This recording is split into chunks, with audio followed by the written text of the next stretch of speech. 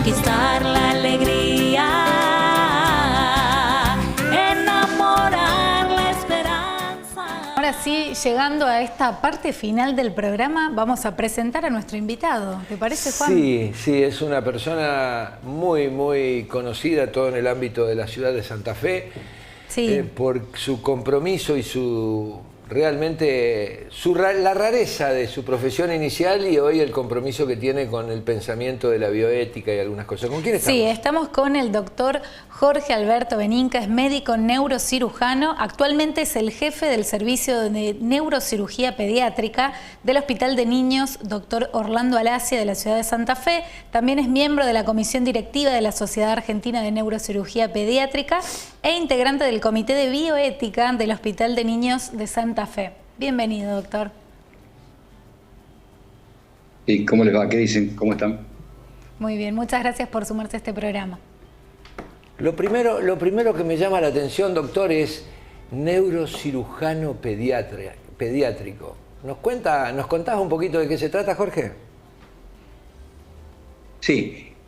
Nada, años atrás la especialidad era una sola, que era neurocirugía, y se formaban los médicos en los lugares de formación que incluían adultos y algunos chicos, o sea, pediatría.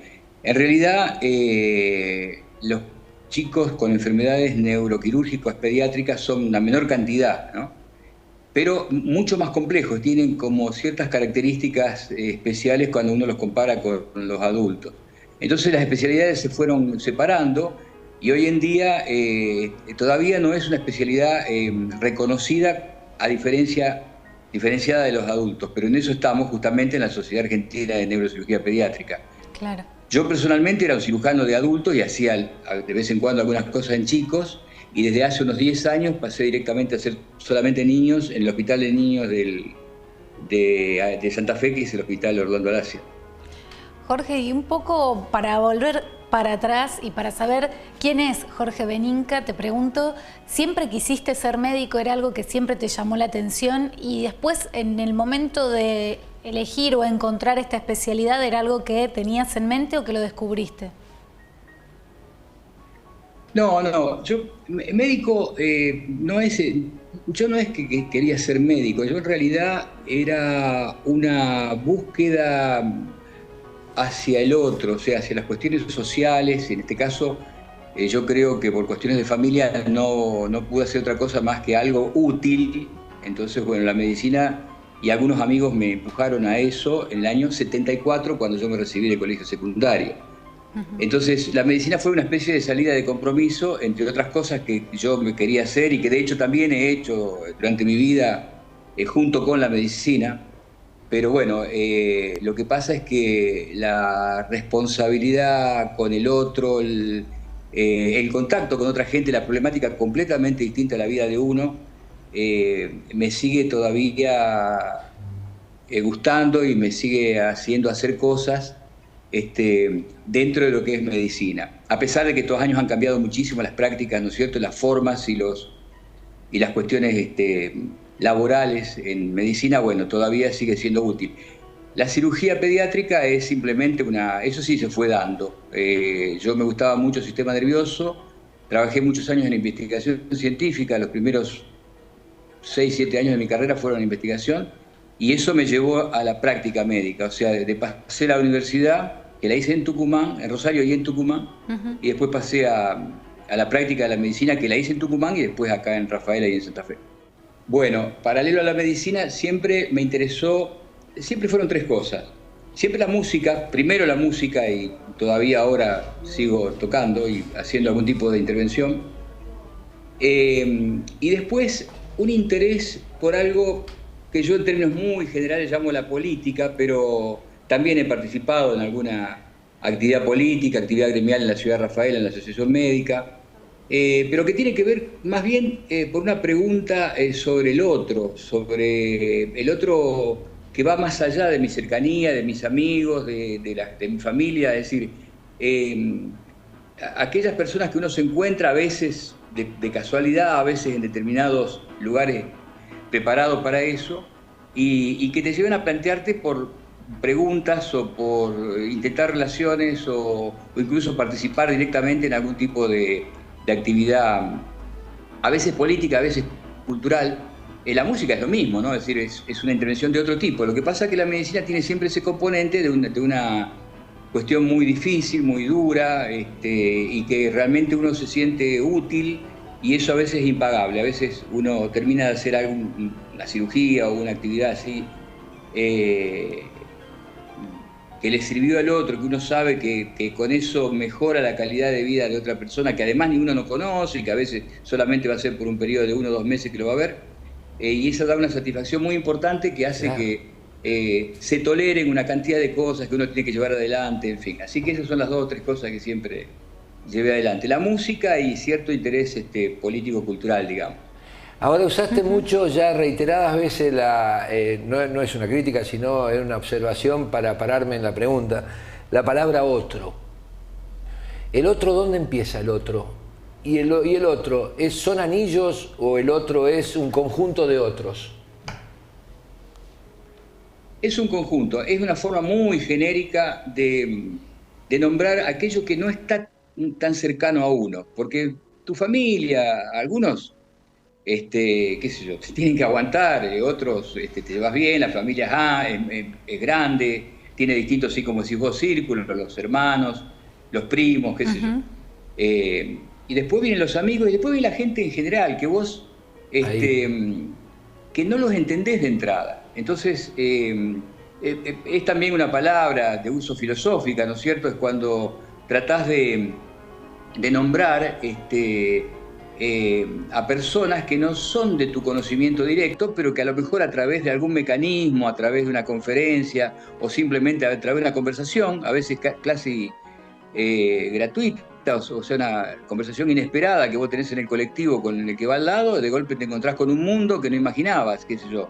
Te encontrás con un profesor de filosofía, con un músico o con un tipo de la calle que tiene un problemón con el hijo enfermo, qué sé yo.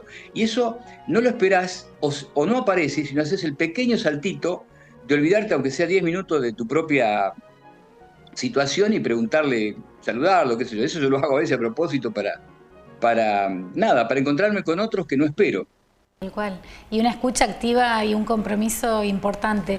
Y ahí tengo una pregunta, un dato de color. En realidad estamos escuchando de fondo una canción que nos has pedido que acompañe esta nota, y ahí te quiero preguntar un poco qué significa para vos, por qué este tema, o qué tiene de especial. ¿Por qué? Si es por lo que nos contaste de la música y la medicina. Claro, ahí hay una conexión. Nos encanta porque es la primera vez que sucede con un invitado y la verdad que honramos. Nos gustó, lo podemos implementar. Sí, creo que lo vamos a implementar a partir de próximos programas. Me miran los de producción como diciendo, uy. Nuevas ideas. ¿Por qué lo de la música, dice Lavero, Jorge?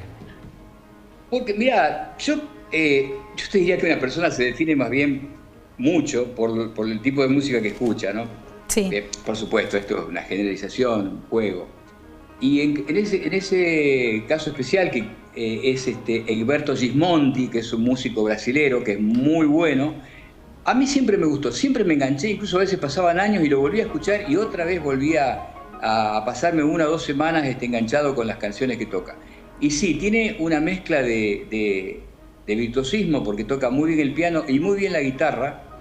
Es un hijo de un turco y una italiana, y entonces él dice que por la madre, para cantarle serenatas, aprendió a tocar la guitarra, y por el padre, que era muy exigente, el piano.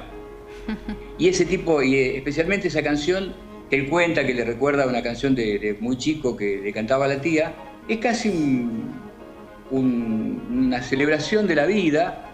Y ya que íbamos a hablar de ética, que en realidad es eso, es pensar sobre la vida, bueno, es mejor escuchar este tipo de música que otro tipo de música más triste y más que para mí significa menos. Este tipo de música me gusta mucho. Y qué lindo, otras, ¿no? Sí, nos abrió la puerta, nos abrió la puerta. Sí, nos abrió, además ¿cuál sería pensarlo. la pregunta, no? Sí. Le contamos que recientemente el doctor Martín Maracchio lo entrevistamos en Cordobés, que hizo el primer, teóricamente, nos dirás vos, Jorge, si es así o no, el primer trasplante en asistolia de hígado hepático, y Y ahí nos quedamos todos enganchados y el público nos puso en las redes varias cosas. Y sí, pero si está vivo, ¿por qué no pensás que se va? Y ahí nos quedó la pregunta bioética, padre. Así que contanos, ¿qué es la bioética? Bueno, sí, lo que vos decís, doctor Macchiaro, es así.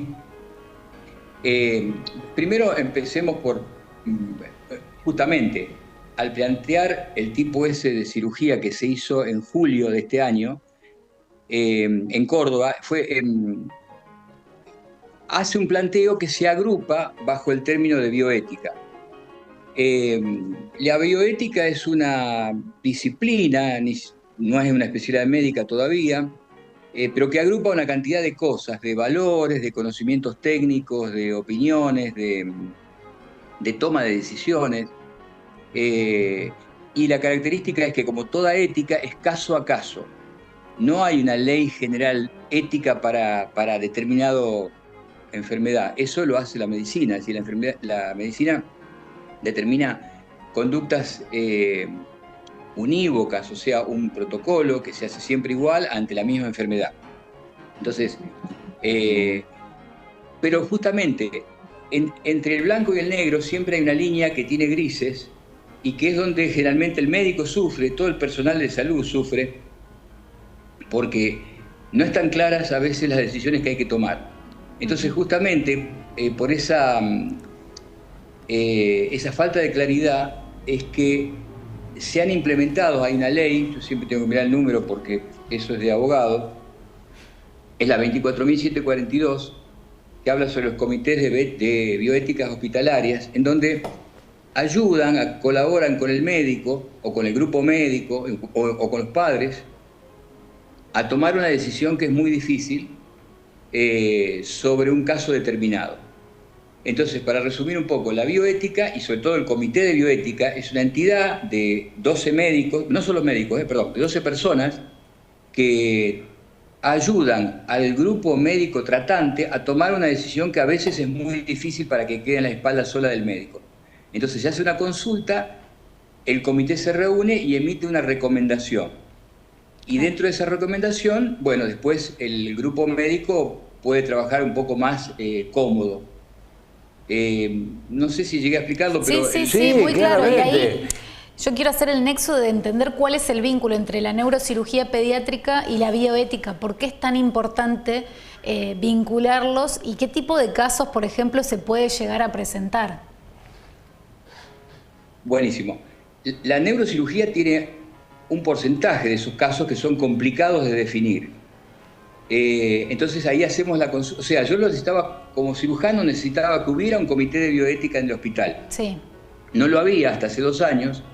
Entonces medio que lo pusimos a fabricar nosotros junto con un grupo de gente que se fue acercando hasta que fuimos 12 y lo pudimos armar al final del año 2022. Ahí se formalizó el comité de bioética del Hospital de Niños de Santa Fe.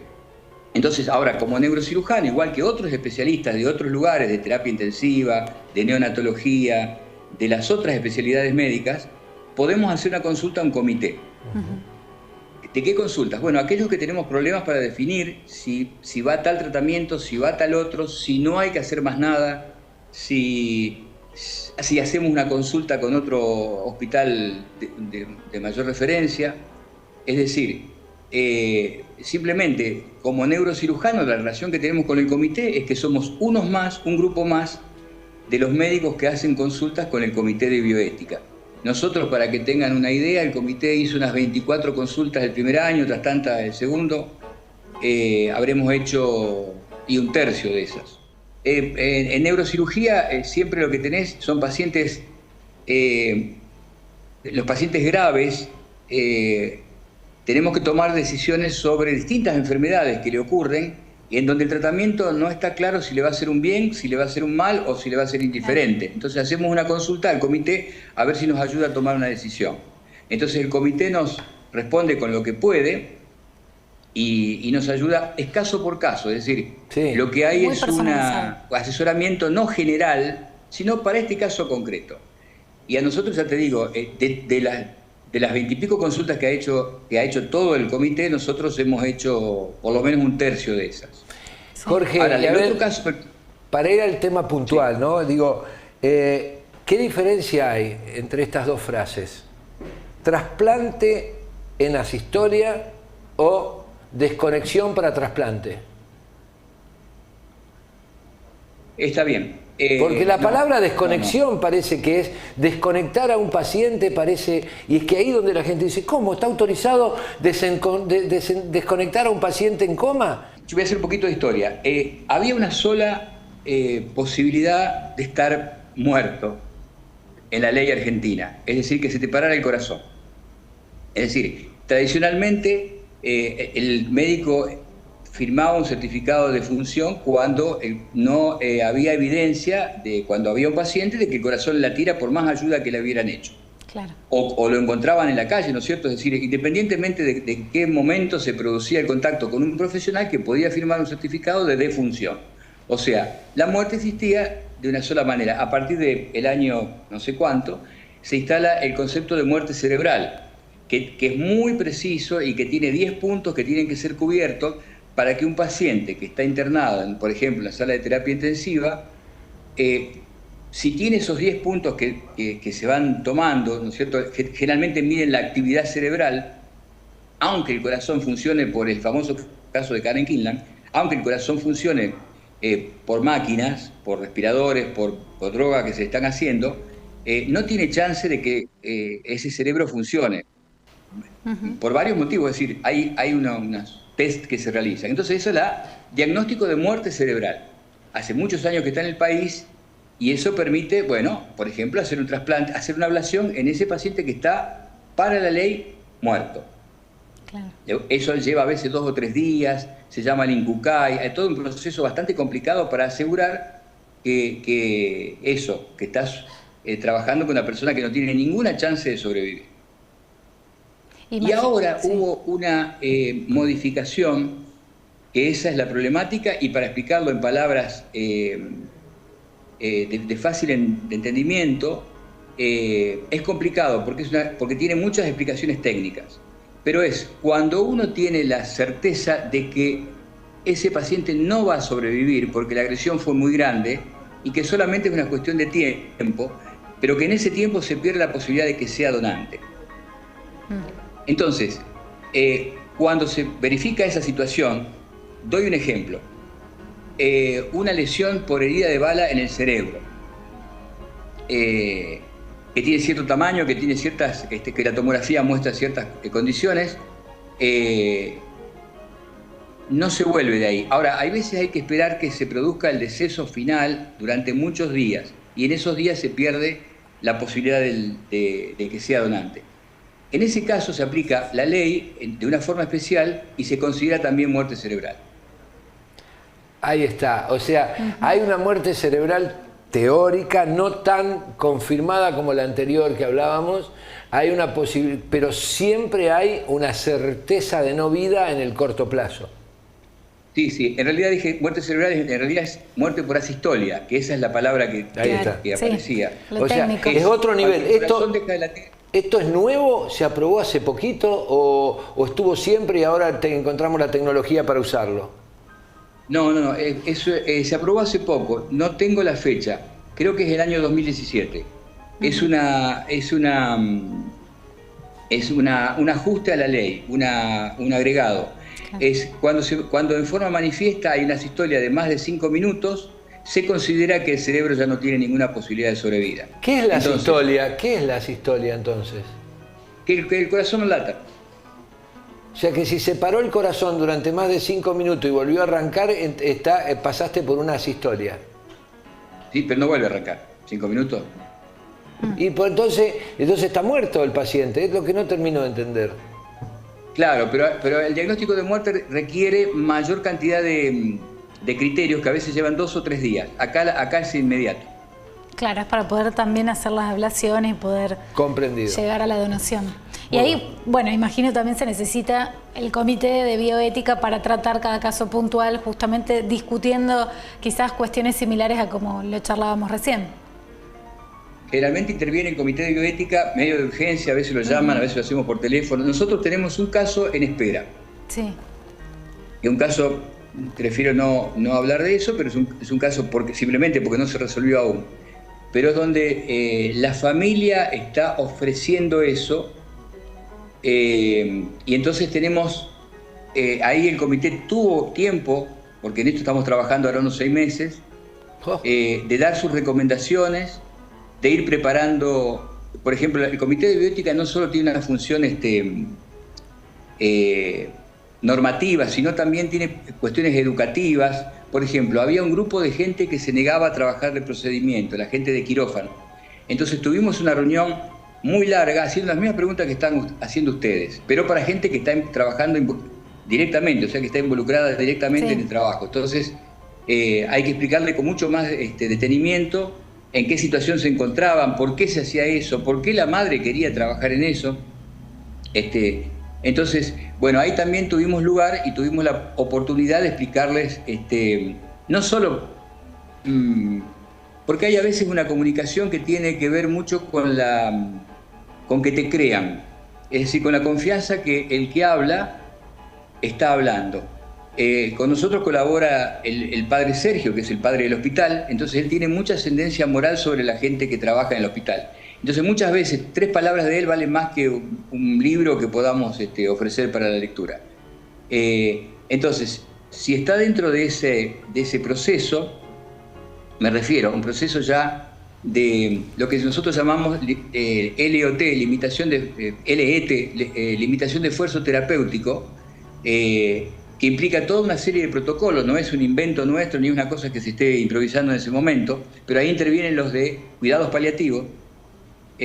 Bueno, muchas veces es importante una conversación que tengamos, una charla que tengamos con la madre explicando, por ejemplo, que no vamos a hacer más nada en el tratamiento con ese hijo, o las posibilidades reales que tiene de sobrevida, y a veces no es el lenguaje médico el que importa, sino más bien, como ya dije, porque el comité de bioética está integrado por algunos médicos, pero también por una abogada, por un representante de la comunidad, por el padre, por una licenciada en psicología, por una licenciada en trabajo social, o sea, gente que tiene una mirada a veces complementaria o a veces discute con el médico sobre cuál es la mejor posición frente a este caso. Y otra vez, se llama bioética porque es caso a caso, no podemos hacer normativa, no tiene sentido hacer una normativa porque se tiene que resolver en cada caso, y déjame decirte que a lo largo de 2 años yo he escuchado una cantidad de casos que ni me imaginaban que existían, más allá de mi especialidad, que requerían algún tipo de intervención, algún tipo de toma de conciencia si lo que estábamos haciendo, los médicos en general, le servía al paciente o no. O si era mantener una conducta porque sí y dejar 5 meses un paciente internado que en realidad con resultados terapéuticos nulos y que iban a estar otro tiempo sin tener ningún tipo de satisfacción para su salud. Bueno, entonces eso toma el comité de bioética. Y la verdad que al principio medios que nos miraban de costado y después de un tiempo empezaron realmente a entender esta posibilidad de revisar lo que se había hecho con un determinado paciente, si tenía sentido mantenerlo, si hay que hacer una consulta, es decir, es una especie de, por decirlo de alguna manera mala, pero no es así, pero es un control de calidad sobre lo hecho. Claro. Bueno, Jorge, qué linda Muchas charla, gracias, la verdad Jorge. que qué esclarecedora, nos dejaste mudo. Ahora, Jorge Beninca, doctor neurocirujano pediátrico, padre de muchos hijos, algunos médicos. ¿Qué reflexión le dejás a los jóvenes en los últimos 30 segundos para pensar la vida desde la bioética o desde la ética en general? Que piensen y que se usen la cabeza y se comprometan porque vale la pena. Gracias, Bueno, abuelo. muchas gracias, Jorge. Padre. Gracias, amigo. Gracias Hasta porque la próxima. nos ayudaste a entender algo. Hasta la próxima, amigo. Chau. Muchas gracias. Chao, querido, chao. Qué lindo, qué lindo, qué lindo. Cuánta ¿Cuánto sabiduría por aprender, en ese pelo cano, pero con esa sonrisa tan maravillosa. Qué Y lindo. qué lindo programa que tuvimos hoy, Juan. Ya llegamos al final, ya nos están pidiendo que cerremos. Yo quiero más, no quiero. Hasta la semana que viene. Bueno, hasta ¿te la semana parece? que viene a todos. ¿Por qué? Porque esto fue Agregándole Valor a la Vida. ¿Agregándole qué? Valor a la vida. Chao, chao, chao. Gracias a todos.